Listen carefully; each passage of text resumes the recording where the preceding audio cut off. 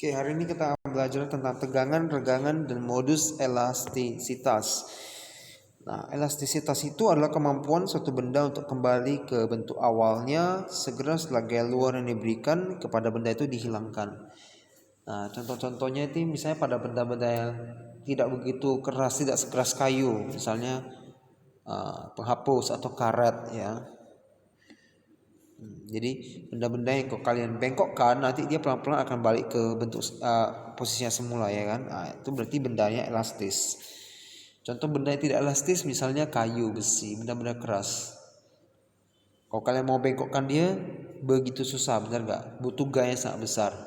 Tapi begitu gaya besar bisa diaplikasikan pada benda itu, besi, misalnya besi atau kayu, maka mereka akan gampang apa? Patah. Mereka nggak punya sifat elastis, kaku ya.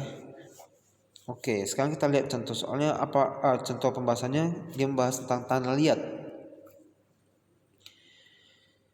Tentu kita semua di sini rata-rata sudah pernah pegang tanah liat ya. Bisa dibayangkan ya, di tanah liat itu tanah yang basah gitu, yang lengket-lengket ya. Letakkan di atas meja horizontal, tekan dengan telapak tangan Anda agar gumpalan tanah liat berubah bentuk. Nah, apakah akan kembali ke bentuk awalnya setelah kita nggak tekan dia lagi? Nah, oke. Nah, ternyata gimana? Ya tentu saja tidak ya. Tanah liat itu nggak bisa ya. Nggak, dia bukan benda yang kenyal atau fluffy gitu ya. Kalau kita tekan dia jadi penyok ya bentuknya seperti itu, tetap penyok ya. Juga ada benda lain tanah liat, adonan tepung ya. Nanti plastisin ya, lilin itu mainan kan. Pernah dong pegang ya. Jadi benda-benda seperti ini disebut benda tidak elastis. Nah, namanya ya kayu, besi juga tadi ya. Jadi benda tidak elastis namanya benda plastis. Oke. Itu semua benda padat agak elastis walau tampaknya tidak elastis. Jadi sebenarnya benda itu ya kadang-kala ada tingkat elastisitasnya itu sangat kecil sehingga sepertinya tidak elastis sama sekali gitu. Padahal mungkin ada gitu. Kalau dihitung secara apanya ada. Nah,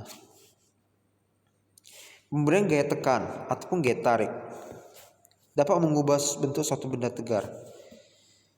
Oke, benda tegar diubah bentuknya. Nah, perubahan bentuk itu namanya deformasi ya, by the way. Istilahnya deformasi. Benda segera kembali ke bentuk awalnya ketika gaya tekan atau tarik ditiadakan.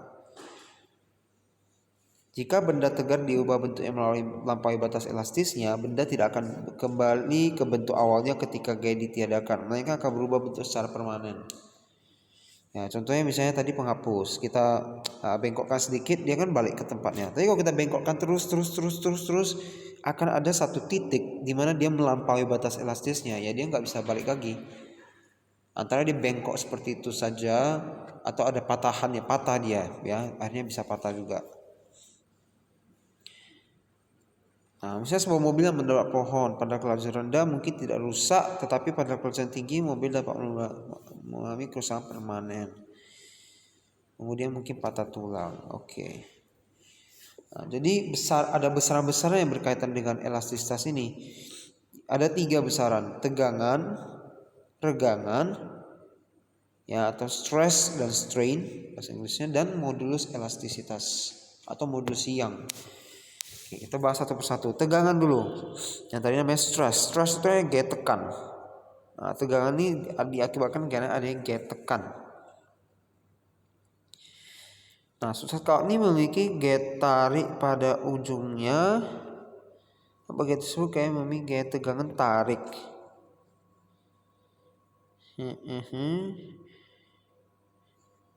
Ini definisi hasil bagi antara F. Oke, ini harusnya gaya tekan ya kalau F, kalau tegangan stress ya. Stress. Ya, oke. Tapi apapun itu ya, tidak masalah, yang penting tegangan ya kita bisa cari tegangan dari suatu benda. Soalnya gaya perluas. Nah, semakin besar gaya yang kita Berarti dia gaya tarik ya, atas kawat dan ditarik. Oke, baiklah, gaya tarik.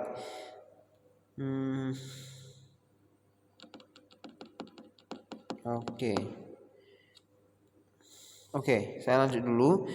Nah, jadi semakin besar gayanya kita berikan, maka tegangannya akan semakin besar juga. Ya, sesuai dengan rumus ini. Sedangkan kalau luas, semakin besar luas benda, maka tegangannya semakin kecil. Ya, kayaknya karena dia semakin besar, semakin kuat kan.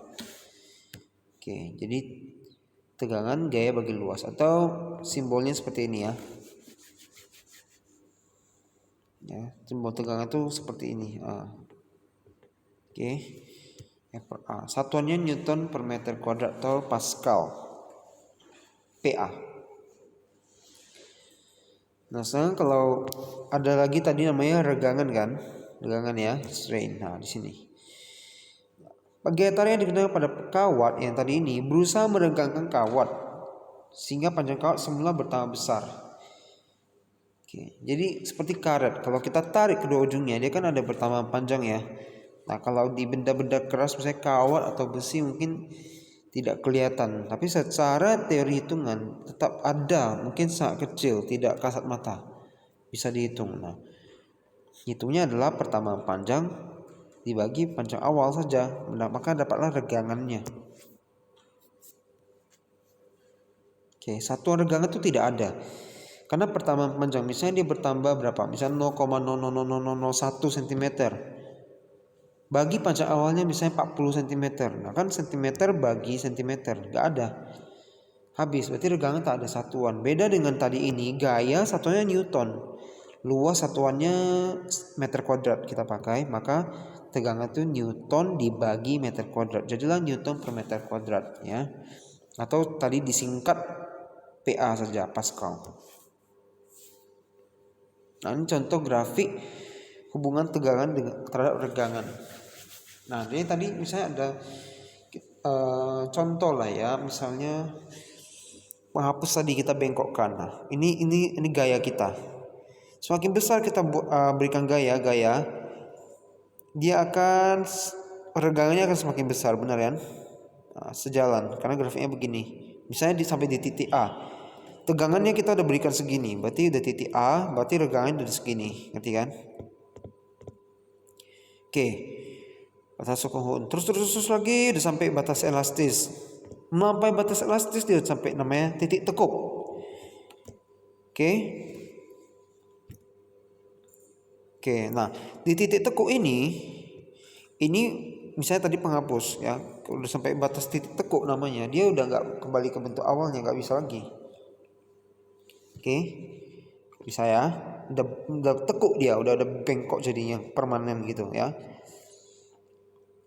Nah, kemudian kalau kita teruskan lagi tegangannya, nah ini perhatikan, udah sampai ini melewati batas ini tambah sedikit gaya aja udah mengerikan, udah bisa mencapai namanya apa? Titik patah.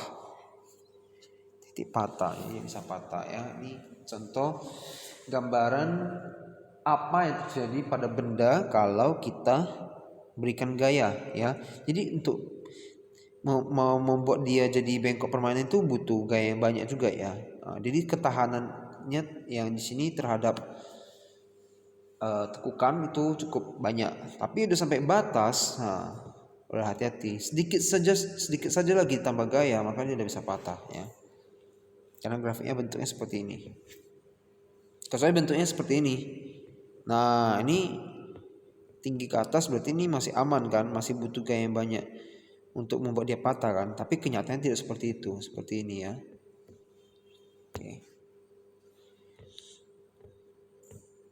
Oke.